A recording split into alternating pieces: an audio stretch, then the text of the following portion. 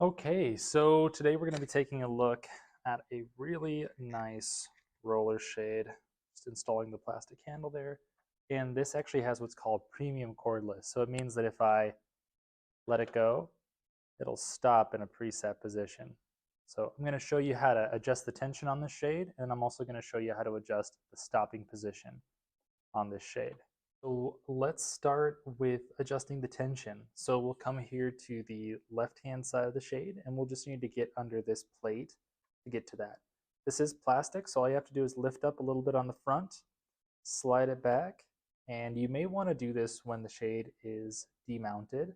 I have it set up pretty nicely here that I can access this while it's still mounted, but you may not be able to. So we can see here that the shade has plenty of tension. If I just let it go, it goes up pretty fast. So if I wanted to decrease the tension, I would actually turn this dial to the left. So let's go ahead and turn it to the left.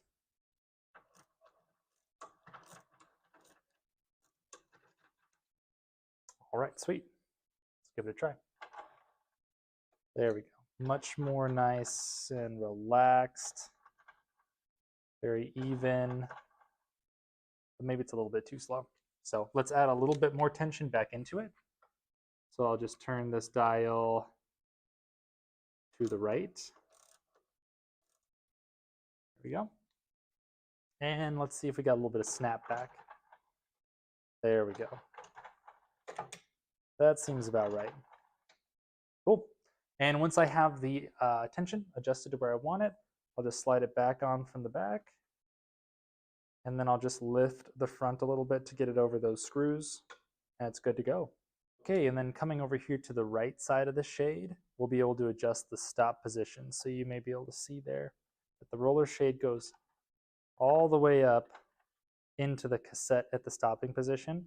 But let's say that this is a higher up window and we want it to stop maybe right around there so that someone can reach this without having to reach up into the cassette.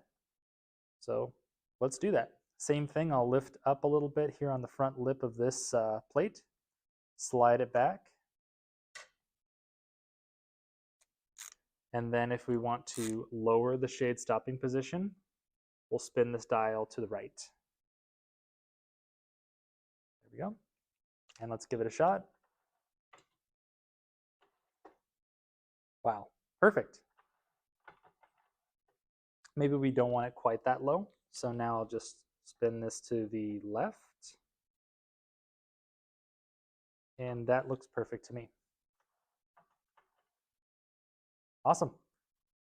And then again, we'll just slide back on this plate from the rear, lift the lip a little bit so it goes over those screws, and it's good to go.